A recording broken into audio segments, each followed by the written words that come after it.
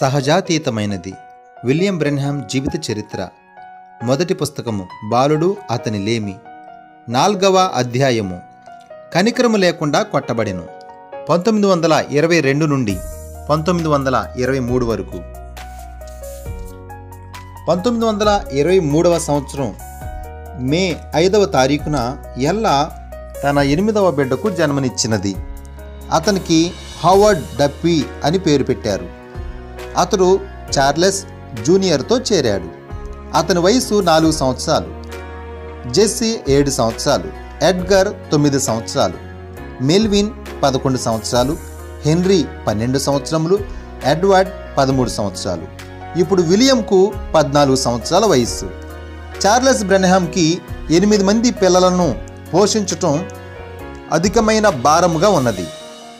మరి ముఖ్యముగా శీతాకాలపు నెలలలో 1922 నుండి 23 వరకు శీతాకాలము సమయమునకు బిల్లీ భోజనపు బల్ల మీద కొంత ఆహారమును సమకూర్చుకున్నట్టుకు గాను ఉచ్చులు వేయటం ప్రారంభించాడు.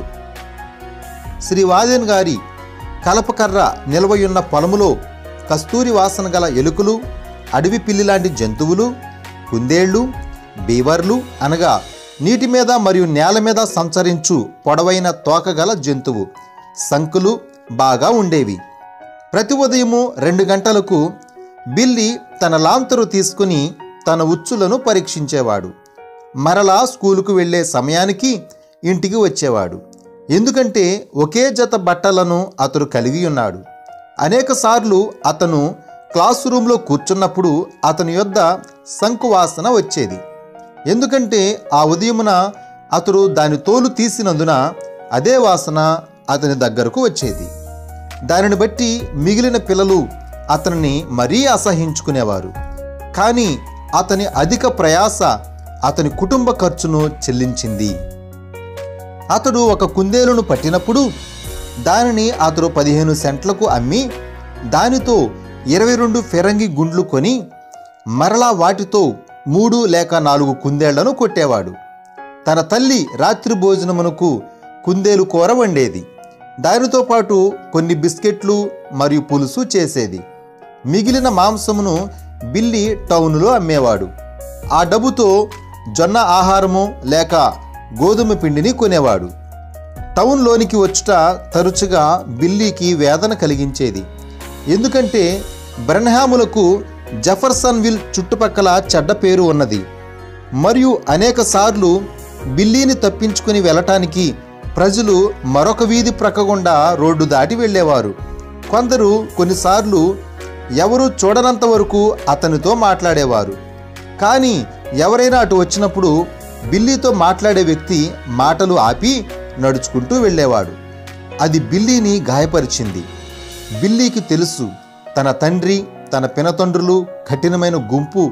వారు పొగ త్రాగుతారు, పొగాకు నములుతారు, పేకాట ఆడుతారు, త్రాగుతారు మరియు దొంగసారా కాస్తారు. కానీ బిల్లీ చేదుగా ఆలోచించాడు. నేను ఏమి చేశాను? దాని విషయంలో నేను దోషిని కాను. నా జీవితంలో ఎన్నడూ త్రాగలేదు.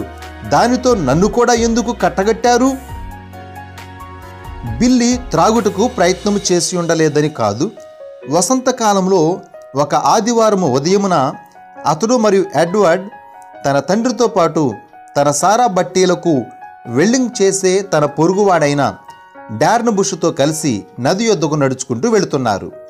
ఆ 2 బాలురు తమ పాత కారిపోవుచున్న తెడ్ల పడవను తీసుకుని పైకి కిందకి వెళ్ళి పడవేసిన సీసాలను వెదకాలని నిర్ణయించుకున్నారు. తన ఇంటి వద్ద తయారు చేసే సారాయి నిమిత్తము చార్లెస్కు ఎల్లప్పుడూ సీసాలు కావాలి మరియు వాటి నిమిత్తము బాగా చెల్లించేవాడు. 1 డజను ఖరీదు 1 నికెలు. శ్రీ డార్న్ బుష్ బిల్లీ పట్ల ప్రేమను చూపించాడు మరియు బిల్లీ ఆ మనిషిని ఆకర్షించాలనుకున్నాడు. అతని ఆశ ఏమిటంటే మరుసటి ఉదయమున శ్రీ డార్న్ బుష్ తన యొక్క నీరు పోని తెడ్ల పడవలను వారికి ఎరువు ఇస్తాడని. బిల్లీ యొక్క పడవకు చుక్కాని లేదు. కరుకైన ప్రవాహంలో దానిని నడపటం కష్టము. తెడ్ల కొరకు బిల్లీ 2 పాత అట్టలను వాడేవాడు. అతడు పడవ ఒకవైపు మరియు ఎడ్వర్డ్ పడవకు మరొక వైపు చుక్కాని వలె అనుకోవాలనుకున్నారు. ఆ నది దగ్గర ఒక చెట్టు దారి గుండా వికసించి ఉన్నది. చార్లెస్ తన కాలును ఆ చెట్టు మీద పెట్టాడు. కానీ దానిని ఎక్కుటకు బదులుగా ఒక కొమ్మ మీద ఆనుకొని ఇలా అన్నాడు, మనము ఇక్కడ కొంచెం ఆగి అలసట తీర్చుకుందాము. తన వెనుక జేబులో నుండి ఒక విస్కీ సీసాను తీసి త్రాగి మరలా దానిని తన స్నేహితుడైన శ్రీ డార్న్బుష్కు అందించాడు. మరలా అతడు త్రాగి మరలా సీసాను చార్లెస్కు అందించాడు. అతడు దానిని పైకి తిరిగి ఉన్న వేరుల దగ్గర కొమ్మలలో చేరుకొని దానిని పీల్చుచున్నాడు. ఎవరినైనా ఒకటి అడగాలంటే ఇదే మంచి సమయం బిల్లీ అనుకున్నాడు. శ్రీ డార్న్బుష్ గారు, నేను మరియు నా సోదరుడు కలిసి రేపటి ఉదయము మీ పడవను నడుపుకొనవచ్చునా? బిల్లీ, నిశ్చయముగా అది బాగుంటుంది. ఉత్తేజంతో వణికిపోతూ బిల్లీ అనుకున్నాడు, ఇక్కడ నన్ను ప్రేమించేవారు ఒకరున్నారు. చార్లెస్ విస్కీని మరొక గుటక వేసి తన స్నేహితునికి మరలా అందించాడు. శ్రీ డార్న్బుష్ తన దప్పిక తీర్చుకున్నాక ఆ సీసాను బిల్లీకి ఇస్తూ అన్నాడు, బిల్లీ, నీవు ఇక్కడ ఉన్నావు, కొంచెము త్రాగుము. బిల్లీ అన్నాడు, వద్దు, వందనములు, నేను త్రాగను. శ్రీ డార్న్బుష్ ఉలిక్కిపడి చూశాడు. నీవు ఒక ఐరిష్ వాడవయుండి మరియు ఒక బ్రెన్హం వాడవయుండి నేను త్రాగనని నాకు చెబుతున్నావా? చార్లెస్ తల ఊపుచూ చేదరించుకుని చూశాడు. నేను చాలామంది పిల్లలను పెంచుచున్నాను, కానీ వారిలో ఒక్కడు మాత్రమే ఆడవాడు, మరియు వాడు బిల్లీయే. బిల్లీకి బగ్గుమన్నట్లయినది. నేను ఒక ఆడవాడనా?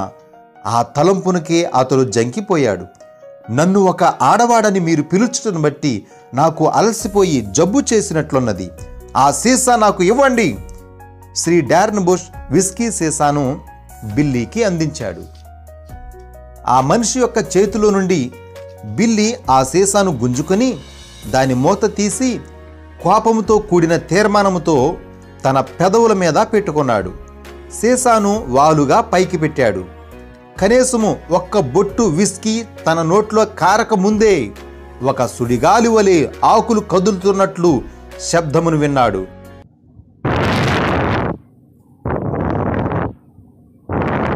అతని చెయ్యి ఆగిపోయింది. తన పెదవుల యొద్ద సీసా బరువెక్కినట్లయింది.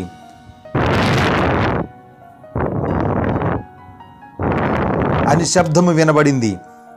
అది అతని యొక్క ఊహ కాదు. తన చుట్టూ సంభవించినట్లుగా తేటగా ఆ స్వరమును విన్నాడు.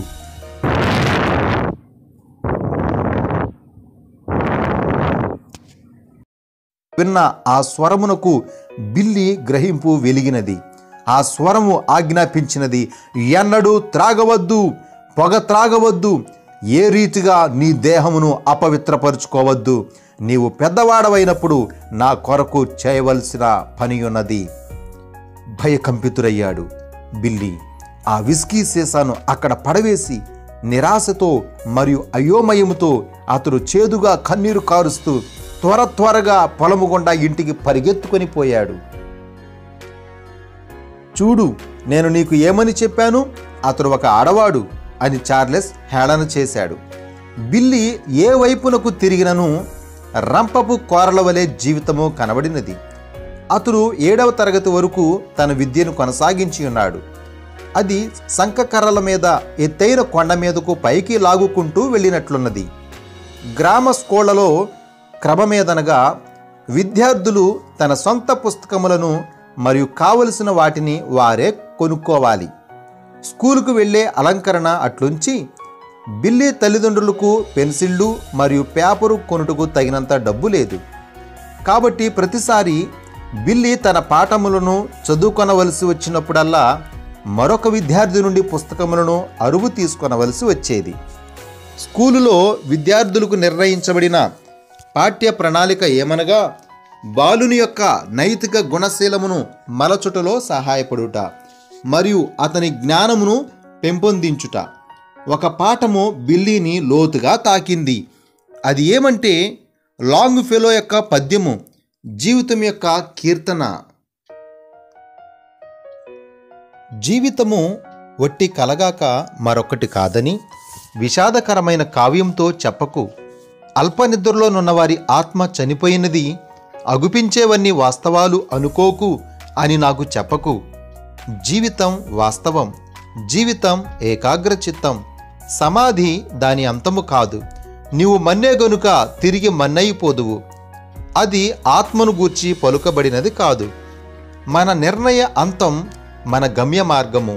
సుఖ సంభవము కాదు, దుఃఖమయము కాదు. అయితే నిర్వాహకములో ప్రతి రేపు అనునది నేటికి మనలను బహుదూరం చేస్తుంది. కళ కాలకాలాలుండును, కాలం క్షణభంగురముండును. మన గుండెలు సూర వీరత్వంతోనున్నను మరింకా మూసిన మృదంగం వలె ధ్వని చేయుచుండగా శ్మశాన అడుగులు సమాధినొద్దకు చేర్చును. లోకపు సువిశాల యుద్ధభూమిలో జీవిత శిబిరములోని భయములో తరుమబడిన పశువు వలె మోగవయ్యుండకు, పోరాటంలో వీరుడువయ్యుండు. అదెంత మనోహరమైనను భవిష్యత్తును నమ్మకు. గతించిన మృతులను దాని మృతులు పాతిపెట్టుకొననిమ్ము. సాగు, అమర్త్యమైన ప్రస్తుతంలో సాగిపోవు. అది హృదయంలోనూ పైనున్న దేవునిలోనూ ఉండనిమ్ము. మహనీయుల జీవితాలు అవన్నీ మనకు జ్ఞాపికలు. మన బ్రతుకులు మహనీయతగా మలుచుకున్నట్టుకు వీడ్కోలులు. కాలమును ఇసుకపైన మనకై విడిచిన అడుగుజాడలు. భారభరిత జీవిత బాధతో పయనించిన బహుశా అవి మరొకరి అడుగుజాడలు కావచ్చును. అనాథయై ఆశలు భగ్నమైపోయిన సహోదరుడా, నీ గుండెతో తీసుకోవాలని మరలా అగుపిస్తున్నది. అలాగైతే ఏ విధినైనా ఎదుర్కొను గుండెతో మనం మేల్కొని సన్నద్ధులమవుదాం. ఇంకా సాధించుటను మరింకా అనునయిస్తూ శ్రమించుటకు, ఎదురు చూచుటకు నేర్చుకొందాం. ఈ పద్యము బిల్లీని ప్రేరేపించినది. లోతైన అడుగుజాడలైన తన సొంత జీవితము కాలము అనే ఇసుకపై విడవబడుతుంది. తన విశాలమైన కలలలో అతడు ఇంకనూ ఊహించి ఉండలేదు. ఇప్పుడైతే లాంగ్ ఫెలో యొక్క పద్యము పొడుగ్గా ఉన్న భూమి మీద నిరీక్షణ పాటను పాడినది. ఈ ఉన్నతమైన మాటలు బిల్లీ యొక్క హృదయముతో మాట్లాడినవి. తన సొంత జీవితంలో చూచిన అన్యాయములు అర్థము చేసుకున్నట్టుకు పోరాడుచున్న ఈ 14 సంవత్సరాల వయస్సు కలిగి ఉన్న చింపిరిగా ఉన్న బాలుని ప్రోత్సహించినది. కెంటక్కీలో జన్మించుటను బట్టి అతడు పేదవాడైనందున, తన వయస్సుకు చిన్నగా ఉన్నందున మరియు భిన్నముగా ఉన్నందున పెద్ద పిల్లలు ప్రతి సంవత్సరంలో అతనిని విసిగిస్తూ మరియు నిందించేవారు. ఇప్పుడు బిల్లీ తన కుటుంబము పేదరికముగా ఉండుటకు కారణమేమిటో తన తండ్రి యొక్క త్రాగుడు సమస్యను అర్థం చేసుకున్నాడు. ఒక దినమున బిల్లీ చిరిగిపోయిన బట్టలు ధరించినందున స్కూలు పిల్లలందరూ అతనిని ఎగతాళి చేస్తున్నప్పుడు అబ్రహాం లింకన్ గూర్చి ఒక చిన్న కథను ఒక చరిత్ర పుస్తకంలో చదివాడు. అతడు న్యూ ఆర్లియన్స్లో పడవ దిగగానే నల్లవారిని బహిరంగముగా వేలము వేయు స్థలము గుండా వెళ్ళుచుండెను. తెల్లవారు ఒక పెద్ద బలమైన నల్లజాతి వారిని వేలము వేయుచున్నారు. పక్కనే తన భార్య మరియు పిల్లలు నిలబడి ఏడ్చుచున్నారు. ఈ దృశ్యమును లింకన్ చూశాడు.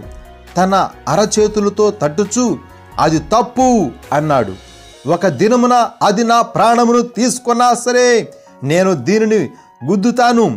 బిల్లీ వెనుకకు ముందుకు ఆ పుస్తకాన్ని తిరగేశాడు. త్రాగుట తప్పు, అది నా ప్రాణమును తీసుకున్నా సరే ఒక దినమున నేను దీనిని గుద్దుతాను. కానీ దానికంటే ఎక్కువ ఊహ ఏదీ మండించలేదు. అతని ప్రాథమిక భూగోళ శాస్త్రంలో అతడు ఆరిజోనా అరణ్యమును గూర్చి చదివినప్పుడు అతడు అక్కడ ఉండాలని ఆశించాడు. ఆ ముళ్లలో బాహాటముగా గుర్రము మీద స్వారీ చేయాలనుకున్నాడు. అది అతనికి ఎంతో ఒక అద్భుతమైనదిగా, ఎంతో నెమ్మదిగా, ఎంతో శృంగార గీతికగా వినిపించింది. ఒక కవిత తనలోనే రేగినది. కానీ అతని తలంపులను వ్రాయుటకు అతని యొద్ద ఏమీ లేదు. కాబట్టి అతడు తన ప్రక్కన ఉన్న ఒక విద్యార్థి దగ్గర ఒక పేపర్ను అడిగి తీసుకుని వ్రాశాడు. నేను ఒంటరిగా ఉన్నాను, ఓ ఎంతో ఒంటరిగా ఉన్నాను. ఆ దక్షిణమున ఉన్న పశ్చిమానికి దూరముగా ఉన్నాను. అక్కడ పర్వత శిఖరమున నీడలు లోతుగా పడును. నక్కియున్న ఒక అడవి పిల్లిని నేను చూడగలను. చుట్టూ ఉన్న రక్తవర్ణమైన పొగమబ్బు, ఒక దుప్పి అరుచుట నేను వినగలను. అక్కడ అది పెద్ద కొమ్ములతో గడ్డి మేయుచున్నది. అక్కడ ఒక లోయలోని ప్రవాహము, ఒక సింహము మూల్గుట నేను వినగలను. ఆ దూరముగా ఉన్న కరోలినా కొండలలో, అక్కడ ఆరిజోనా వరుసలో. దురదృష్టవశాత్తు పెద్ద పిల్లల నుండి ఎదురయ్యే హింస, వెక్కిరించుట మరియు అపహాస్యము చేయుట కంటే ఇంకా ముందుకు వెళ్ళినది. స్కూలు అయిపోగానే అనేకసార్లు వారు అతని మీద గుమికూడేవారు. తన వయసు కంటే చిన్నవారైనప్పటికీ బిల్లీకి సాహసము మరియు ఒక జూంకారము చేయు రంపము లాంటి వ్యక్తితో పోరాడతగినంతగా కోపము ఉన్నది. పిల్లలు అతనిని తన్ని కింద పడేసేవారు. మరలా అతడు తిరిగి పైకి లేచేవాడు. అతడు తిరిగి పైకి లేచుటకు శక్తి లేనంత వరకు వారు ఎప్పుడూ అతనిని క్రింద పడవేసేవారు. అనేకసార్లు అతడు తన రాత్రి భోజనాన్ని ఒక గొట్టముతో నోటిలోనికి పీల్చేవాడు. అతని నోరు ఎంతగానో గట్టి ఆహారము తినలేనంతగా నలగగొట్టబడేది. 1923వ సంవత్సరం వసంతకాలములో ఒక ఉదయమున బిల్లీ తన ఇంటి దగ్గర నుండి ఒక పాపతో కలిసి ఆమె పుస్తకములను మోస్తూ స్కూలుకు వెళ్ళాడు. తన ఇంటి వెనుక దారిలో 5 అల్లరి పిల్లలు అతనిని ముట్టడి చేశారు. వారు అతనిని బురదలోనికి గెంటివేశారు. వారిలో ఒకడు, నీవు ఆ పాపతో కలిసి ఎందుకు నడుస్తున్నావు అని ఎగతాళి చేస్తూ అన్నాడు. మరొకడు దూషిస్తూ, మేము నిన్ను ఆమెతో కలిసి నడవనీయము, మురికి కెంటకీ పొట్టివాడా అన్నారు. బిల్లీ కెంటకీలో పుట్టియున్నాడని మరియు అతని తల్లి సగము ఇండియను అని వారికి తెలుసు. ఆమె ఒక అశుభ్రముగా ఉన్న స్త్రీ అన్నారు. కాబట్టి కెంటకీ పొట్టివాడు అని వారు అతనిని గేలి చేశారు. ఆ అవమానంతో బిల్లీ ఎగిరి వారి మీద దూకి తన పిడికిళ్లతో క్రూరముగా వారిని గిర్రున తిప్పివేశాడు. కానీ 5 కంటే ఎక్కువ మంది ఆ అల్లరి కుర్రాళ్ళు బిల్లీతో పెనుగులాడి చివరకు అతని చేతులను బిగదీశారు. తరువాత 4 నిస్సహాయముగా అతన్ని పట్టుకొని ఉండగా ఒక కుర్రాడు ఒక రాయిని తీసుకుని తన పిడికిలితో అతని ముఖం మీద వంగి అతడు స్పృహ కోల్పోవునట్లు కొట్టాడు. బిల్లీ వారిని బ్రతిమిలాడాడు. మీరు నన్ను వెళ్ళిపోనిచ్చినట్లయితే నేను తిన్నగా ఇంటికి వెళ్తాను, మీకు వాగ్దానము చేస్తున్నాను. దరిదాపుగా అతడు స్పృహ కోల్పోయినందున వారు సమ్మతించారు. కఠినమైన మురికి రోడ్డు మీద అతని ముఖము గీరుకుపోయేటట్టు వారు అతనిని మొదటగా క్రింద పడవేశారు. వారు అతనిని విడిచిపెట్టక మునుపు చివరగా అతనిని నీచముగా కొన్నిసార్లు తన్ని వెళ్ళిపోయారు. బిల్లీ తిన్నగా ఇంటికి వెళ్ళాడు. కానీ ఉండటానికి కాదు. ఇంటి తలుపు పైన వ్రేలాడుచున్న 22 వించెస్టర్ తుపాకీని తీసుకుని దానిని 16 తోటాలతో నింపి అడ్డదారి గుండా రోడ్డు మీద ఒక గుబురుగా ఉన్న స్థలములో ఆ కుర్రవాళ్ళు వెళ్లే దారిలో కాచాడు. అతడు ఆ రోడ్డు ప్రక్కన నక్కి ఉన్నాడు. వెంటనే అతనికి ఆ పిల్లల శబ్దాలు వినబడినాయి. ఆ పాపతో నడవాలనే మొక్కజొన్న టపాసుకి అదే నేర్పుతుంది అని ఒకడన్నాడు. వాడు ఎంత భయముగా కనబడ్డాడో నీవు చూశావా అని మరొకడు తాళము కలిపాడు. అవును, ఆ కెంటకీ పొట్టివాడు. ఇప్పటి నుండి వాడు ఎక్కడ ఉన్నాడో గ్రహిస్తాడు. ఆ పొదల నుండి బయటకు వస్తూ తుపాకీతో వారి దానిని అడ్డగించి మరియు తుపాకీ ట్రిగ్గర్ను వెనకకు ఈడ్చాడు. మెల్లగా అన్నాడు, మీలో మొదటగా ఎవడు చనిపోవాలనుకుంటున్నారు? అట్లు ఇతరులు చనిపోవటం మీరు చూడనవసరము లేదు. ఆ 5 పిల్లలు భయముతో పిరికితనముతో కీచుమని దీర్ఘమైన కోతతో వారి ముఖములు తెల్లబడిపోయినవి. బిల్లీ అన్నాడు, మోలగవద్దు, కారణము మీరు ఒకరి తర్వాత ఒకరు చావబోచున్నారు. అతడు తుపాకీని పలుసార్లు రాయితో తన్ని నలగగొట్టిన కుర్రాడి వైపు గురిపెట్టాడు. నీతో మొదలు పెట్టుచున్నాను. ట్రిగ్గర్ను వెనకకు లాగాడు. క్లిక్ అన్నది. గుండు మండలేదు. బిల్లీ బోల్టును వెనకకు కదిలించి మరొక గుండును దానిలోనికి నెట్టుచున్నాడు. క్లిక్ అన్నది. అది కూడా సరిగ్గా మండలేదు. ఈ సమయానికి ఈ 5 పిల్లలు పరుగులు తీస్తూ, కేకలు వేస్తూ, గుంటలలో మునిగిపోతూ చెట్ల వెంబడి పారిపోయారు. బిల్లీ వారిని చంపాలని ఆ గుండులను తుపాకీలోనికి నెట్టి ఎంతో వేగముగా ట్రిగ్గర్ను వెనకకు లాగుచున్నాడు. క్లిక్ క్లిక్ క్లిక్ అన్నది. కానీ ప్రతి గుండును సరిగ్గా పేలలేదు. అప్పటికి 5 పిల్లలు దూరము వెళ్ళిపోయారు.